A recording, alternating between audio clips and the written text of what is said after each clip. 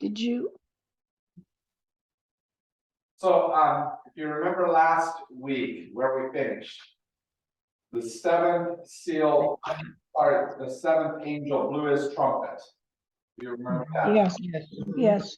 And they called out with a loud voice, "The kingdom of the world has become the kingdom of our Lord and of his Messiah, and he will reign forever and ever."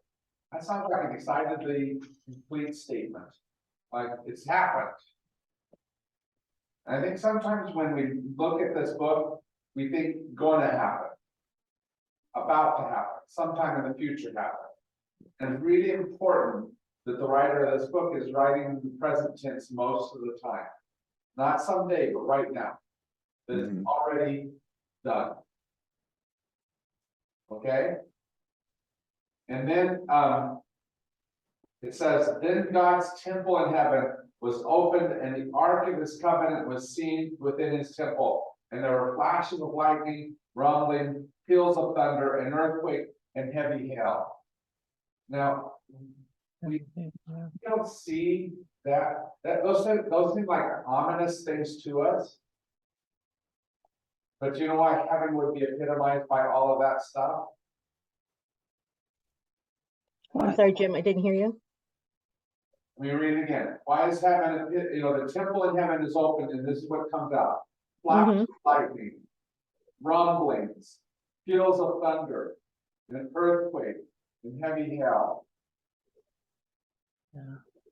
You know why those are what epitomizes heaven?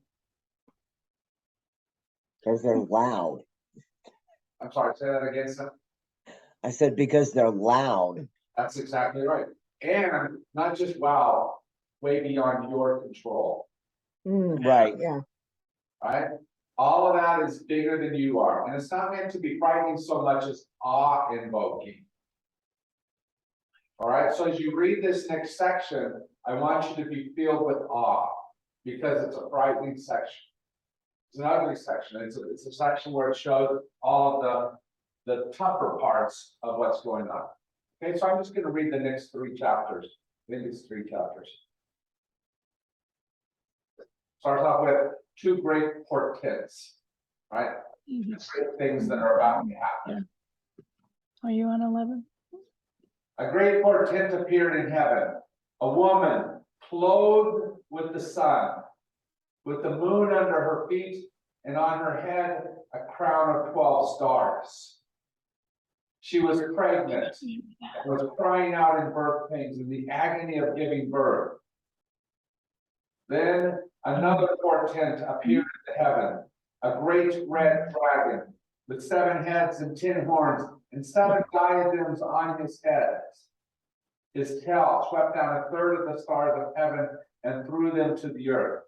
Then the dragon stood before the woman who was about to bear a child, so that he might devour her child as soon as it was born. And she gave birth to a son, a male child, who is to rule all the nations with a rod of iron. But her child was snatched away and taken to God and to his throne. And the woman fled into the wilderness, where she has a place prepared by God, so that she can be nourished for 1,260 days. Remember that number? Yeah, Yes. I was just making sure. yeah. Look out in heaven. Michael and his angels fought against the dragons. The dragon and his angels fought back, but they were defeated, and there was no longer any place for them in heaven. The great dragon was thrown down, that ancient serpent who is called the devil and Satan, the deceiver of the whole world. He was thrown down to the earth, and his angels were thrown down with him. Then I heard a loud voice in heaven proclaiming, "Now have come the salvation and the power." Oh, wait, you're supposed to do this part. Hold on, let me share my screen. This is your part. Okay? Then I heard a loud voice in heaven proclaiming, Now have come the salvation and the power and the kingdom of The our God kingdom of God. authority of his Messiah. and the authority of his Messiah. For the The accuser accuser of our comrades has been thrown down, who accuses them day and night before our God. but they have conquered him by the blood of the Lamb and by the word of their testimony. For they did not cling to life, even in the face of of death. death. Rejoice then, you heavens, and those that dwell in them. Woe to Woe to the the earth and the sea. for the devil The has devil come has to come a to great him with wrath, great wrath, because he knows because he knows that his time is short. short. So when the dragon saw that he had been thrown down to the earth, he pursued the woman who had given birth to the male child. But the woman was given the two wings of the great eagle, so that she could fly from the serpent into the wilderness to her place where she was nourished for a time and times and half a time. Then from his mouth the serpent poured water like a river after the woman to sweep her away from the flood. But the earth came to the help of the woman. It opened its mouth and swallowed the river that the dragon had poured from his mouth. Then the dragon was angry with the woman and went off to make war with the rest of her children, those who kept the commandments of God and hold the testimony of Jesus. Then the dragon took his stand on the sand of the seashore, and I saw a beast rising out of the sea, having 10 horns and 7 heads, and on its horns were 10 diadems, and on its heads were blasphemous names. And the beast that I saw was like a leopard. Its feet were like a bear's, and its mouth was like a lion's mouth. And the dragon gave it his power and his throne and great authority. On its head one of its heads seemed to have received a death blow, but its mortal wound had been healed. In amazement, the whole earth followed the beast. They worshipped the dragon, for he had given his authority to the beast. And they worshipped the beast, saying, "Who is like the beast, and who can fight against it?" The beast was given a mouth, uttering haughty and blasphemous words, and it was allowed to exercise authority for 42 months. It opened its mouth to utter blasphemies against God, blaspheming his name and his dwelling, that is, those who dwell in heaven. Also, it was allowed to make war on the saints and to conquer them. It was given authority over every tribe and people and language and nation, and all the inhabitants of the earth will worship it. Everyone whose name was not written from the foundation of the world in the book of life of the Lamb that was slaughtered. Here's your part. Let Let Anyone who has an ear, listen. If you are to be taken captive, into captivity you go. you go. If you kill with the sword you must be killed. Here Here is is the call for the endurance and faith of the saints. saints. Then I saw another beast that rose out of the earth. It had 2 horns like a lamb, and it spoke like a dragon. It exercises all the authority of the first beast on its behalf, and it makes the earth and its inhabitants worship the first beast, whose mortal wounds have been healed. It performs great signs, even making fire come down from heaven to earth in the sight of all. And by the signs that it is allowed to perform on behalf of the beast, it deceives the inhabitants of earth, telling them to make an image for the beast that had been wounded by the sword and yet lived. And it was allowed to give breath to the image of the beast.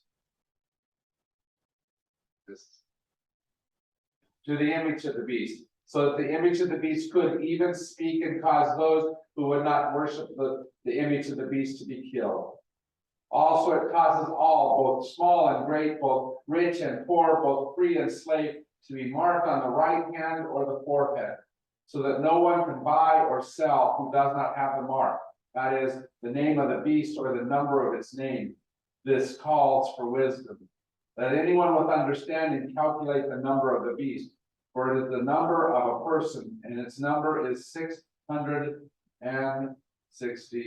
666. Then I looked, and there was the Lamb standing on Mount Zion, and with him were 144,000 who had his name and his father's name written on their foreheads. And I heard a voice from heaven like the sound of many waters, and like the sound of loud thunder. The voice I heard was like the sound of harpists playing on their harps, and they sang a new song. Before the throne and before the four living creatures and before the elders. No one could learn that song except the 144,000 who have been redeemed from the earth. It is these who have not defiled themselves with women, for they are virgins. These follow the Lamb wherever he goes. They have been redeemed from humankind as first fruits for God and the Lamb. And in their mouth no lie was found. They are blameless. Then I saw another angel flying in mid-heaven with an eternal gospel to proclaim to those who live on the earth, to every nation and tribe and language and people. He said in a loud voice, "Fear God and give him glory, for the hour of his judgment has come, and worship him who made heaven and earth and the sea and the springs of water." Then another angel, a second, followed, saying, "Fallen, fallen is Babylon the Great. She has made all nations drink of the wine of the wrath of her fornication." Then another angel, a third, followed them, crying with a loud voice, "Those who worship the beast and its image, and who receive a mark on their forehead or on their hands, they will also drink the wine of God's wrath, poured unmixed into the cup of his anger. And they will be tormented with fire and sulfur in the presence of the holy angel and in the presence of the Lamb. And the smoke of their torment goes up forever and ever. There is no rest day or night for those who worship the beast and its image, and for anyone who receives the mark of its name. Here is a call for the endurance of the saints, those who keep the commandments of God and hold fast to the faith of Jesus. And I heard a voice from heaven saying, "Write this, blessed are the dead who from now on die in the Lord. Yes, says the Spirit, they will rest from their labors, for their deeds follow them." Then I looked, and there was a white cloud, and seated on the cloud was one like the Son of Man, with a golden crown on his head and a sharp sickle in his hand. Another angel came out of the temple, calling with a loud voice to the one who sat on the cloud, "Use your sickle and reap, for the hour to reap has come, because the harvest of the earth is fully ripe." The one who sat on the throne swung his sickle over the earth, and the earth was reaped. Then another angel came out of that temple in heaven, and he too had a sharp sickle. Then another angel came out from the altar, the angel who has authority over fire, and he called with a loud voice to him who had the sharp sickle, use your sharp sickle and gather the clusters of the vine of the earth, for its grapes are ripe." So the angel swung his sickle over the earth and gathered the vintage of the earth, and he threw it into the great winepress of the wrath of God, and the winepress was trodden outside the city, and blood flowed from the winepress as high as a horse's bridle for a distance of about 200 miles. I didn't remember that. Yeah. So before we get into what's going on, tell me how you felt during all that. What's the feeling you have?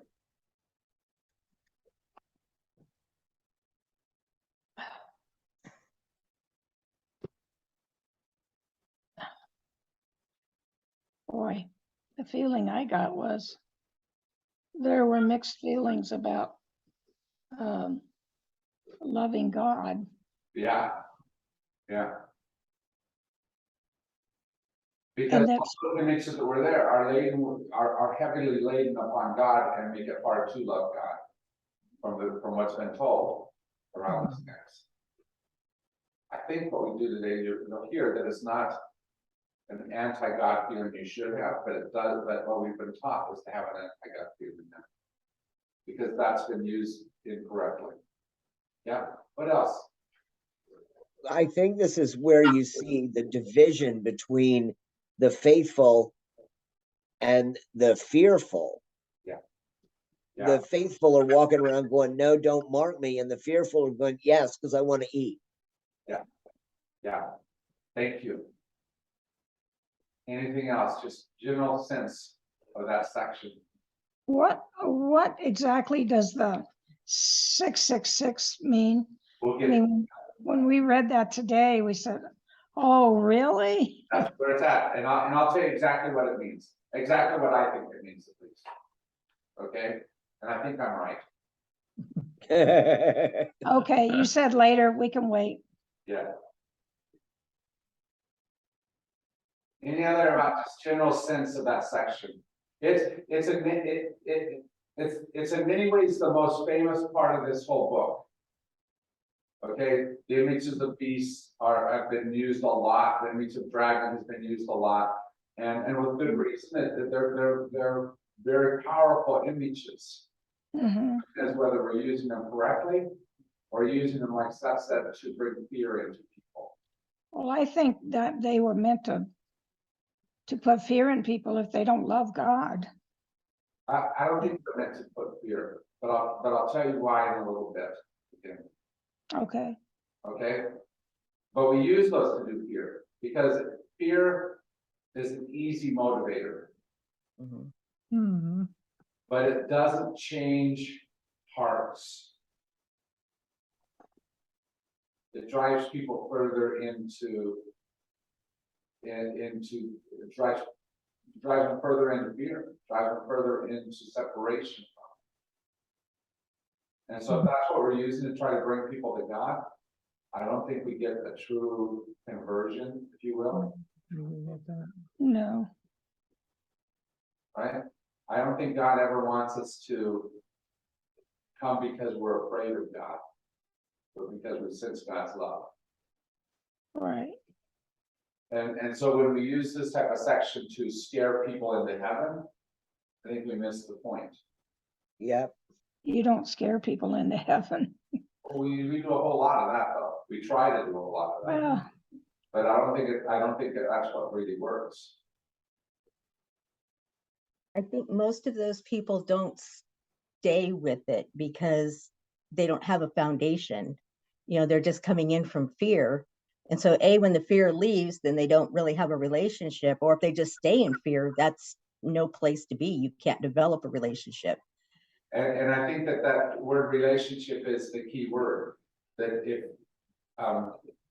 what God looks for is relationship, and if fear is there, relationship is impossible. Mm. mhm. Fear is I feel like you also get a sense of just, again, how powerful God is.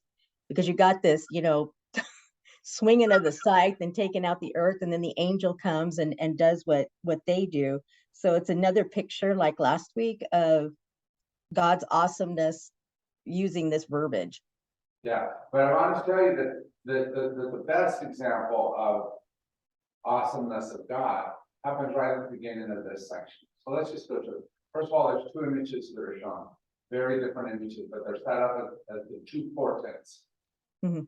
right, of what is to come. Do you remember what they are? What is the what? A woman, a portent, something that is to be, right? Oh, gosh. Who is in the midst of giving birth. Yeah, the woman. Yes, Which there was a in many woman. ways, in many spaces, while it may be her strongest point because that's an amazing act, it's also her most vulnerable space in so many ways, right? Yes, And so here's this woman in a very, very vulnerable space. And juxtaposed with that is this great, big, powerful, horrendous dragon. Red dragon, right? yeah, You know, these two characters, and just like with the lamb, there's one of them that seems to be the weaker one. Right? Mhm. yes, And you're supposed to feel that weakness, that here this dragon is facing this woman in such a way, I mean, it's almost a horrendous scene. This dragon leaning over the woman, ready to snatch the baby as soon as it's born. hmm What an amazingly captivating image, but scary image, right? very scary. Yeah, that caught my attention. And here's where the power of God comes. In the midst of the weakness of the woman, and I shouldn't say weakness, that's the wrong word. In the midst of the vulnerability of the woman in that moment, and the power of the dragon in that same moment, Mm. where it should have been easy for the dragon's plans to happen. It just basically said, and the baby was swept away, taken, put in a safe place. The dragon's plans were foiled. Mhm. And then immediately after that, it talks about the war in heaven. And Michael and his angels fight against the devil, and win. Bam. Just done. It's done. Not even given a whole lot of words. And the dragon's thrown to the earth.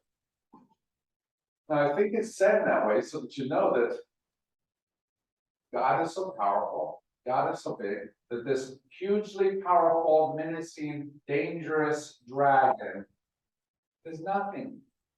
The hard part is that right after that, it says this.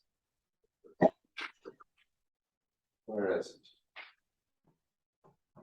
The dragon was given power and authority over the whole earth. And, oh, I'm missing the line.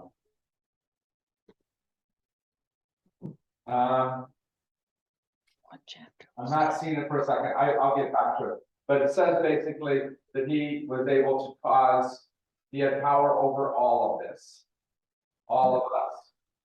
And so it feels like, you know, pretty powerful beast. Mhm. But I want you to remember that image right at the beginning. David was just snatched away and saved. And the dragon was already defeated by Michael and the angels. Mhm.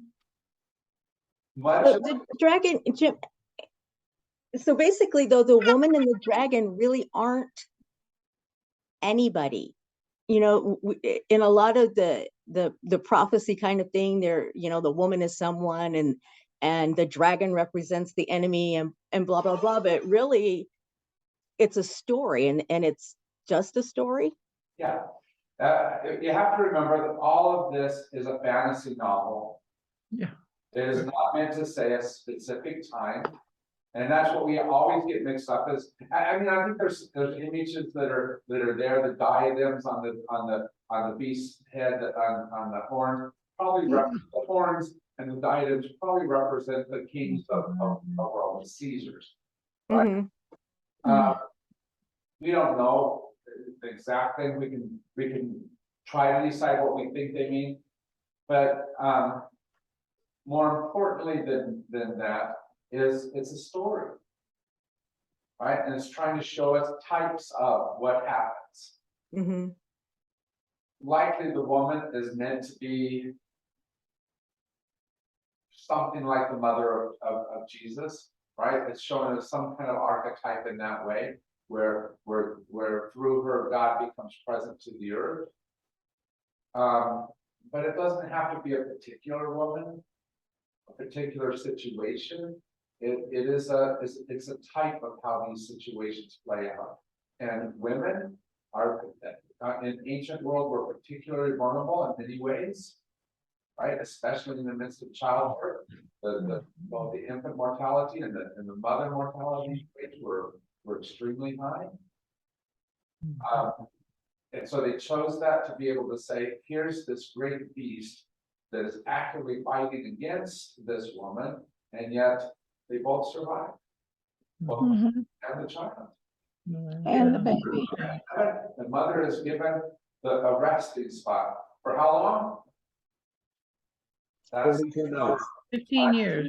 and half a time, or 42 months, or 1,260 days. All the Yeah. same number. Right, the number of half of the perfect number, a short thing, but it doesn't feel short to us, does it? No. Tribulations are time of having to live in the face of dragon being present. It's pretty hard, Mhm. right? Right, Marilyn, with the shoulder. The shoulder was a dragon. That's on my shoulder. It was more than a dragon. Yeah, yeah. Those kind of things feel like more than a dragon. It feels like they will last forever, but it's still time, times, and half a time. right? Yep, And that's what we have to keep telling ourselves, whatever it is, it's not that what has happened is already happened. I had a professor, Marjorie talking, who told me we should always talk in present tense. And what we tend to talk as is past and future. And so we say, I was baptized. And we should say, I am baptized. That is a moment thing that has happened. And not, I will be saved sometime, but that right now salvation has come. And that's what Jesus spoke about all the time, that salvation is here, liberation is happening right here on earth in this moment. Not sometime, but already. And do we live into that truth of it? Well, the reality is it's hard because why? There's beasts and dragons around us. How many have realized, especially with an election coming, that you don't have all power? Yeah. That there's some things that are beyond your control, For sure. right. Yeah. all right? Things that sure seem like they are beasts, don't they?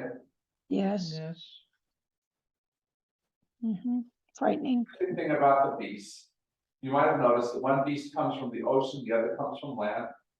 I think that's as if to say that it's not limited to one kind of, it's not limited. Beasts come from all over in all different ways. I think it's also though trying to say, here's how things work. And people throughout history have been trying to figure out exactly what this beast is, who this beast is. Let me show you something. If I go back to our slideshow, my last slide does this.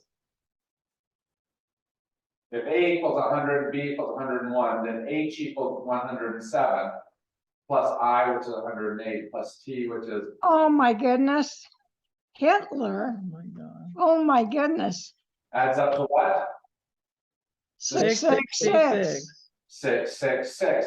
And throughout history, we have done lots of numerology like this to be able to say, well, it was Hitler who was the beast. It was so-and-so that was the beast. At one point, Barney, you could do that with Barney, the purple dinosaur, That's and he turned out to be the beast. Yeah, and we have forever tried to say, this is what the beast means. And don't get me wrong, I think Hitler was the beast. And I think, what's his name, Goering, who was his minister of propaganda, was the second beast. I think it fits the model really well, but it's not the only time that model has been fit. Right, we get that again and again. If you look in current US politics, you might look at Trump the beast and Fox News the propaganda beast. There you go. There you go. Fits the model perfectly, but I don't want you to just send it out there because we can put that model as well. Right, you can have something that where you search for just power and strength. You know, all your conservative friends thought that Barack Obama fit the beast perfectly. That's right. There's some truth to that. Did we believe in Barack to save our country more than Yes. that God is already present and active in the midst of that? Mhm. Does that make sense? That's part of what this Yes. is about. Do we believe in some other than God power?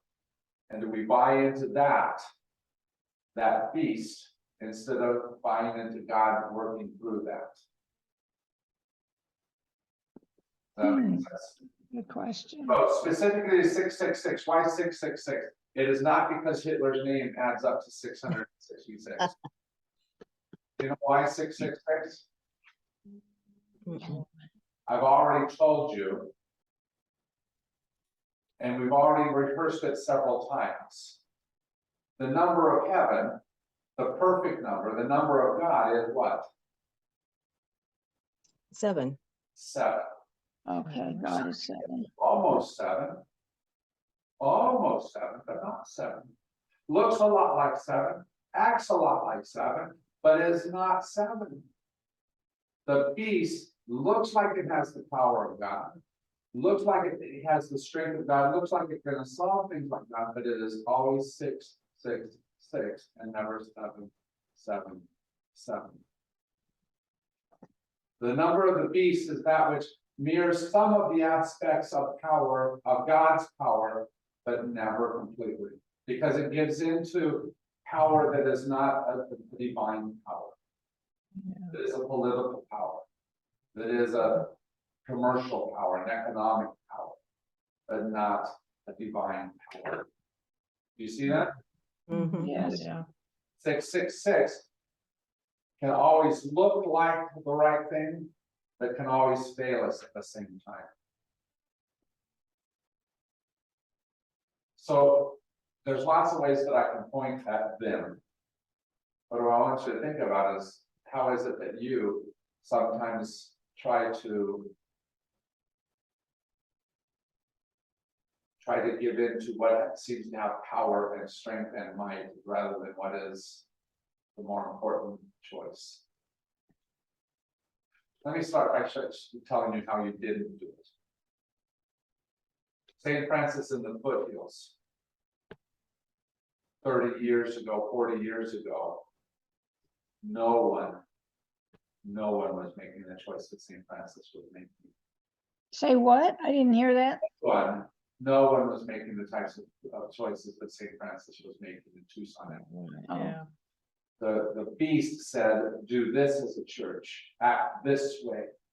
This is the way that God works in the world. You chose to love and open doors and say, welcome, in a way that was very outside the norm of church, of society even, right? You chose, instead of to follow the beast voice, the church chose to follow God's voice. Mm-hmm. True. That's the type of action that this is calling us to. And those of you who lived through that or something similar might realize that it doesn't happen without scars and wounds and difficulty, right? And you have to choose to say, I am willing to do all that because this is where God wants me to go. This is how God wants me to act. And I'm willing to face whatever those wounds are. Mm-hmm. And so, what's the name of that church in Kansas that gets mad at everything LGBT and came out here and yelled and screamed at us, right? The Westboro Baptist Church. I've actually been accosted by them. Yeah. Right? And they feel like they are on the right side with God and that they should accost and show their power rather than seeing this book for what it's saying. To not take the place of power, not take on that aspect because you can, take on the role that God calls you to. Could I make a comment? Yes, ma'am. That in past history, it seems to me that the people of St. Francis and the people who were willing to see St. Francis for what it was are more capable of letting everyone else think the way they want to think and have the kind of church they want to have. Whereas those other churches, whatever they may be, do not regard St. Francis as a legitimate church. Yeah. They think that we LGBTs are hiding. Yeah, it's really easy to be able to draw those kinds of parallels. Because we think we know how God acts all the time. So let me draw your attention to one particular part of the book, because I think that this is what it's doing. And it's the part about the 3 angels that comes in chapter 14. And these three angels each come up and they say something. And the first angel says this: The angels, yeah. fear God and give him glory, for the hour of his judgment has come, and worship him who made heaven and earth, the sea, and the springs of water. So the first angel announces this: fear God. God is, all of that is being said is basically God is doing what God can do, what God only can do, and honor that.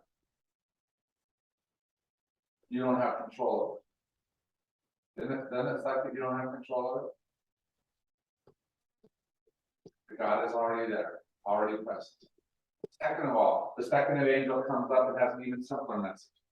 Fallen is Babylon the Great. Now you know who Babylon was, right? That was the one who carried the Jews into captivity. But it's fallen. And in the time that this was written, Babylon was called Rome. Fallen is Rome. What might be the Babylon of today? Right? What is standing in the way of what God is trying to do in this world? It might be, and this hurts my heart to say this, fallen is the American empire. Because maybe we're standing in the way of God's plan or what we're having done. Empire.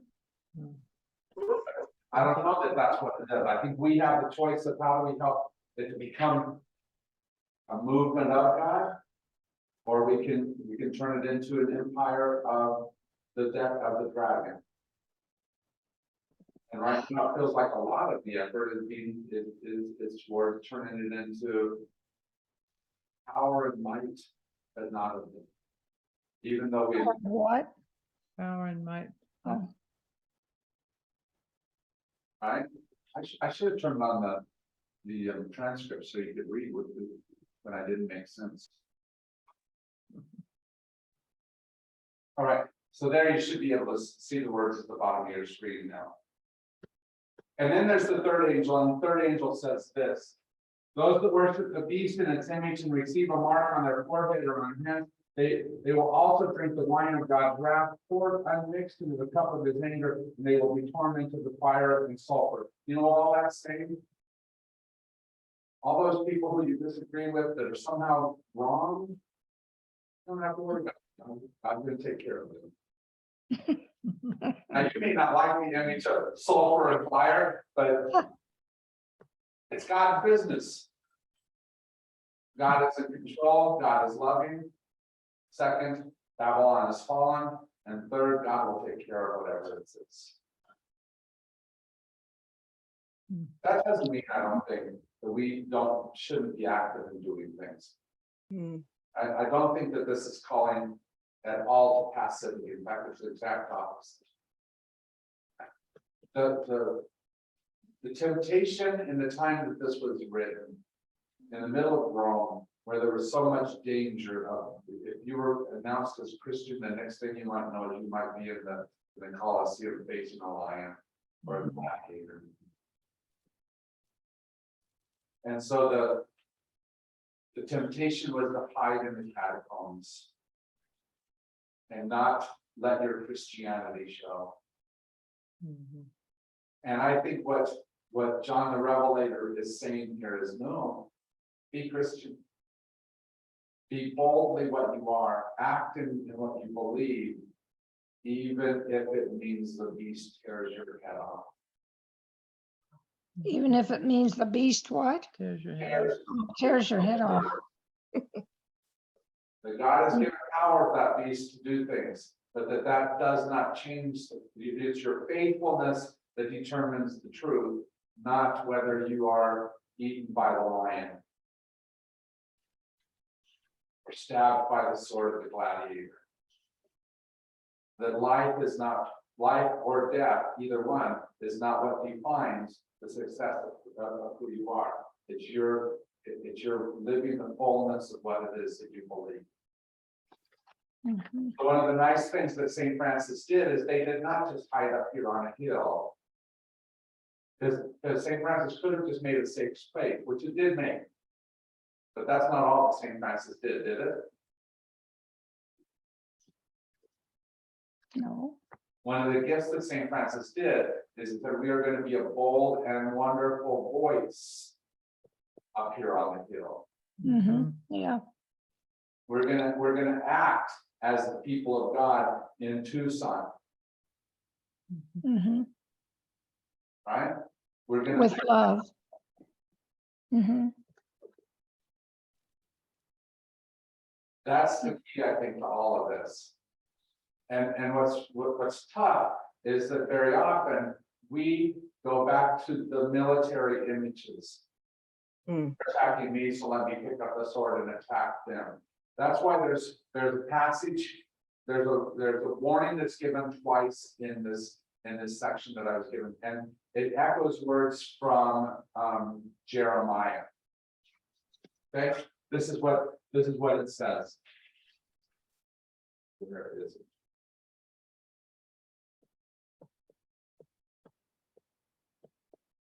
Here is a call for the endurance of the saints and those who keep the commandments of God and hold fast to the faith of Jesus. Here is a call for the endurance of the saints. Not saying for the victory necessarily in the way that we sense it, but the endurance to go through it. The first time it's mentioned, which is in chapter 13, it says this: let anyone who has an ear listen. If you are to be taken captive, into captivity you go. If you kill by the sword, with the sword you must be killed. These are quotes from Jeremiah. Remember, Jeremiah was living in Jerusalem after it had been destroyed by Babylon, and the rich and powerful Jews had been taken off into captivity. And those others have been left in this broken down city. And it says two things. If you are to be taken into captivity, go to captivity. What do we want to do usually with captivity? When someone's trying to carry us Get and make us free. captive, what is it we want to do? Break free. Be free. We want to fight it every step of the way. Yeah. Yep. But true freedom is not found in fighting the captivity, it's in how you act in the captivity. Nelson Mandela, who sat in captive state for decades, Yeah. Mhm. came out of that captivity freer than he'd ever been because of what he did in the spiritual work in that captivity. Right? That's true. Mm-hmm. And that's what this is trying to say. Go into captivity. It's not the captivity that captures you. Right? You have to be free in that captivity. And the second thing is this, and this is where most of our conservative friends get this wrong. It says again, if you kill with the sword you must be killed. That is not saying pick up a sword and kill. In fact, it's saying just the opposite. And yet much of conservative Christian theology around this book says it means you're supposed to pick up a sword and you're supposed to kill with it. And it is saying exactly the opposite. It is using this book Kill by the to sword. say we're gonna fight, and we're gonna cut off the heads of all the wrong people who we consider wrong. It's a misuse of this book. And it's that type of image that we have to use this book to fight against. It says very clearly, if you kill, you're gonna be killed, don't do it. That's not the path of following the Lamb. Right. And the hard part is in the midst of the division in America today, thoughts of striking back at somebody else are really easy to have, right? And they're understandable thoughts. But what is it that God calls us to? How is it that, what is it that we truly believe in? And if it is love, That puts us in a whole different relationship here. How do we do the work like St. Francis did at the beginning when we were first becoming reconciling? How do we do that work without striking back and causing more damage, but to truly build it? I think St. Francis did it the right way, but it was hard work, wasn't it? Yes. And there was a lot of times when it would have been a much easier path to take maybe a more violent route, a more us against them route, Mhm. to work at this church, which was clearly anti-LGBT, and to try to say, how do we help them to become? Mhm. That was remarkable work, wasn't it? Yes. And changed our conference, changed our jurisdiction, and I think we're on the way to changing our denomination. Wow. Hallelujah. Hallelujah is right. But that is not a simple path, and it's not a path of power and might. It's a much different thing. It's not that you don't use power, it's not that you don't use influence, but you use it in a very different way. Mhm. You're not in a battle against, you're in a place where you're trying to influence. Influence is much different than power. And you do it with love. Love uses influence, but love does not use power. No, you influence people with love. Yeah, That's what I meant. and you are influenced by those that you love too. If you're at war with that person, all you're concerned about is cutting off their head, Mhm. right? Stopping them from doing whatever, because they're the bad guy. So then, Jim, in your opinion, what is the appropriate Christian response to like the Ukraine situation with Ukraine and Russia? It's a hard one for me. I do a lot of praying for, and I do pray prayers very different than most people do. But I do a lot of just keeping them in my heart. Mhm. I think that somehow they have to solve that. Sometimes I think it is appropriate. There's not a simple way to be able to answer that. But sometimes some people need to move into a space of conflict and try to solve that. I don't want to ever say that what the Allies did in World War II was evil stuff. Hitler was 666. Mm. So Hitler was an image of the beast. And Mhm. so there were things that needed to be done to be able to sit in that spot. But Mhm. what I'm certain of is that again and again, the Hitlers of the world, as much as they thought they had power in the moment and they destroyed and they took away rights, they faded into history.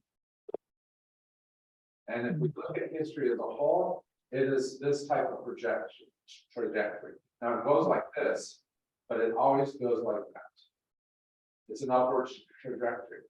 And so I look at all the stuff that's being done right now to fight against, taking away of a woman's right to decide what to do with the body. The very possible countermanding of the Supreme Court decision around marriage policy. Mhm. Yeah. That could happen, and it feels like it goes down. I'm going to tell you that in the end, they will not stop with their legislation. What is moving in both those two areas and many other areas, because this is all the movement of God. And like I said before, it is already done. Are we in the midst of it helping it to happen? Or are we in the midst of it trying to fight against, the proverbial spitting in the wind, that trying to fight against what is true? Thus, the image is right at the beginning of earthquakes and thunder and lightning and all those uncontrollable things. Are we trying to control God or are we trying to move in concert with them? Hmm. Much of the beast is trying to say, oh, we can build up something that's stronger there. But our image is not. Our image is a lamb that has very different types of power than what a beast uses. And do we believe the power of the lamb or the power of the beast? And all of us have ways that the dragon is easier to follow. Hmm. You know, our anger, our power, our economic things, it's easier to follow that way. But the power of love, it is where God lies. And that's a hard thing to figure out, how to stay in that space of love all the time. I mean, Especially right now. yeah, absolutely. I did not mark some of the spaces on my ballot out of love. I marked it out of, I wanted to have power over the person who was on the other side of that ballot. Mhm, mhm. I'd love to say that it was all out of love, but you know, the truth of the matter is that we all fall into the beast space. Mhm. That's why it says things like, through all, you know, every nation, kindred, tongue, and people to himself. Right? It seems to say it has, that it was given authority over every tribe, every people, every nation, all the inhabitants of the earth will worship it. Because we all do worship the beast at times. The Mhm. question is can we move away from that? Can we very consciously, intentionally move away from that more often than not?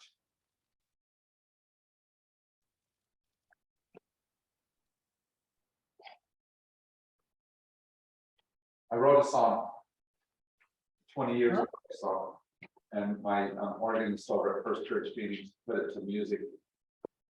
And it's using the words from Psalm 98, but I think that there are words that are reflected. From where? Psalm, did you say? 98. Psalm 98. Oh, Psalm 98. Oh. Yeah. And I think the words reflect what this section is about. Mhm. You're Because fine. the Psalm 98 is trying to envision what can be, call that into reality. I think that's what we have to do. Which I wrote it as a Christmas song.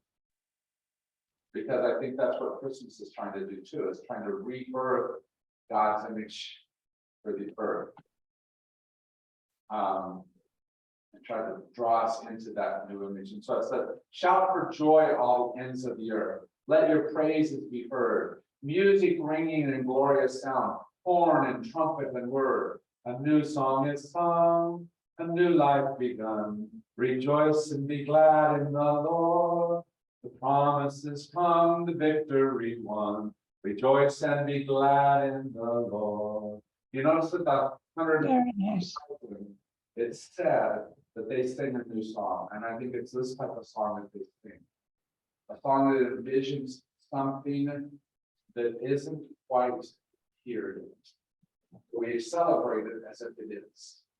Here's a good phrase for you. Now and not yet. That something is already here now, even though you can see that it's not yet here. But you celebrate and you act as if it is true. Even though the dragon's breath seems to be on you, even though the beast seems to have way too much power around you, even if the beast wins the election. Because that happens, doesn't it?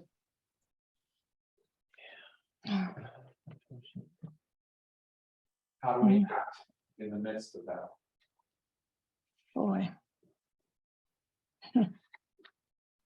It's one of the toughest parts about truly living this, because we all want to see things go our way. It's easier to always go the way I think, because I have perfect ideas, and if it would just follow what I think, then the world would be fixed.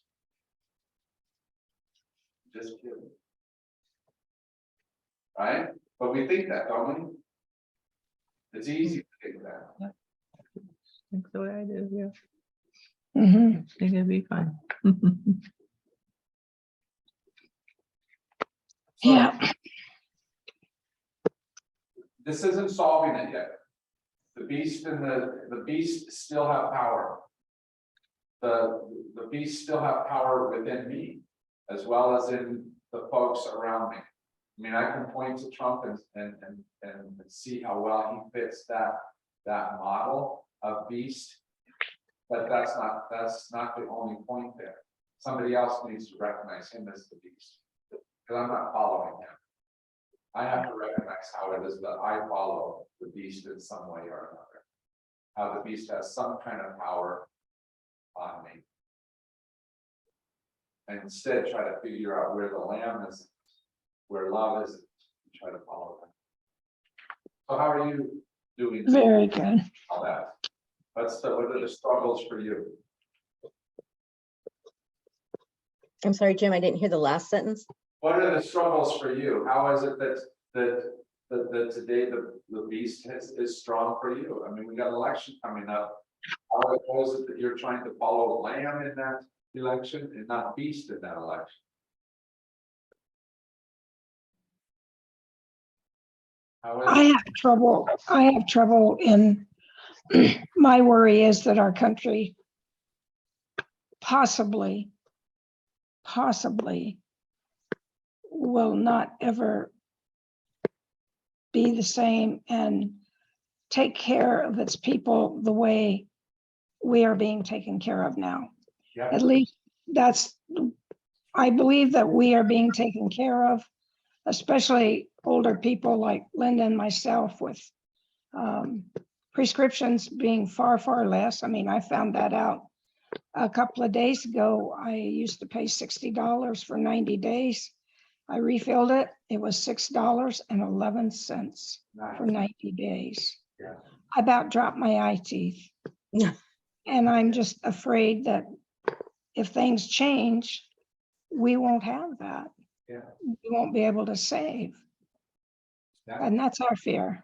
Yeah, because America did a whole bunch of really neat things, and I think America has possibility of continuing many of those things. But I believe that part of America has ideas that would take away much of that. You know, Oh, yeah.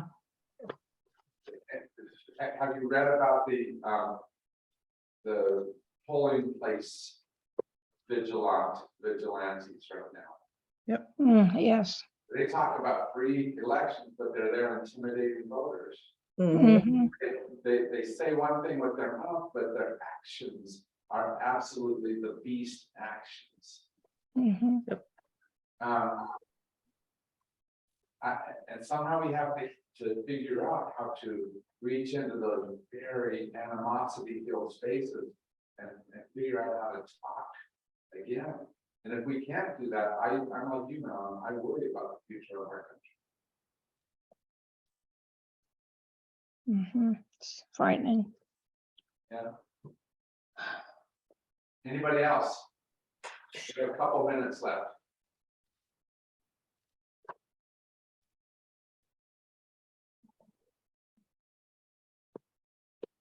So I have a question. So if Hitler was the Antichrist, the 666, what about the people now that follow him, his teachings, whatever? Are they our Antichrist?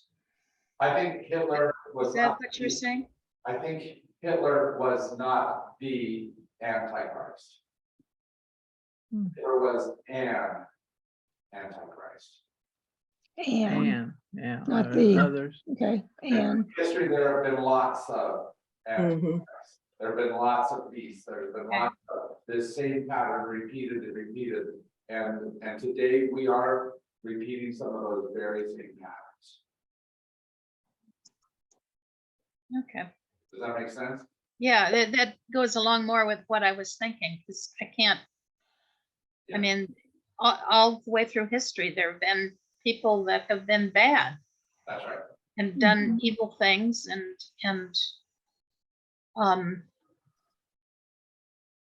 you know, I guess you gotta have the evil to recognize the good, Sure, but you or know, to get people to work toward the good. sure, but you know why we assign 666 just to Hitler? Why? Because we're not following Hitler, so we're on the good side. Hmm. Mhm. That makes sense? Yeah, but there are people that do try to follow him. Absolutely. And so he's an appropriate place to be able to place the 666, but not to place the only 666. If that makes sense. There's lots of places, and if we are using this very imaginative story and we're trying to turn it into a singular fact-based story that only has one answer, we're missing the whole point of it. Mhm. If there was a singular story to it, it probably had something more to do with one of the Roman empires of being the beast. Almost certainly, if there was a singular aspect to it, that was it. It had nothing to do with imagining Hitler or Donald Trump or any other that we might imagine as a beast. Putin. Putin, yeah. Or Putin, right? Any of them. Any of them. I think we have to be more imaginative than that. We have to see our own beast. You know, we have to look and see from our conservative point of view, how they are seeing a beast in Joe Biden. I mean, Mhm. I don't see- How do they do that? I don't know. I didn't hear you, Jim. But I, To see the beast where? in Joe Biden, that's part of where they're seeing it right now. And I have to be able to, whether I agree with it or not, be able to understand how is it that is just a place of power or anything like that, rather than a place of God. Right? Because none of this is a pure expression of God in the world. We all use our power and economics, all of that stuff to be able to influence. That's true. And if they're seeing, I need to be able to hear where it is that they see that in there and be honest about that. I need to be able to critique us and say, yeah, this is not a perfect expression of God's action in the world. What? And I think we have to realize too, there's a lot more people out there than, you know, when you hang with a certain group of people, you think everybody thinks the way that you think. Yeah. And there's almost 50% of the country who thinks we're nuts, even though we think they're nuts. I mean, we have to realize that there are more people than we want to think are thinking that way. Yeah, and if we stretch that beyond just the country, if we go into the world, there's a whole lot of different ways of being able to think and act in the world. If I look beyond my gender and look towards what females think, I have to admit that what I think doesn't always really work. Right? There's other ways to be able to view it. If I look from an adult perspective to a children's perspective, Mhm. right? From a relatively middle-aged to a senior perspective is a whole different. Am I willing to be able to hear that larger story? It's an ongoing thing. Okay, we've reached the end of our time, and the good news is I'm assuming we're going to solve it all today. We got 2 more weeks to solve it. Okay, good. Okay. We were talking about how Babylon falls, finally, right? I'll see you next week. Take care, everyone. Okay, thank you. Thank you, Jim. Bye-bye. Bye.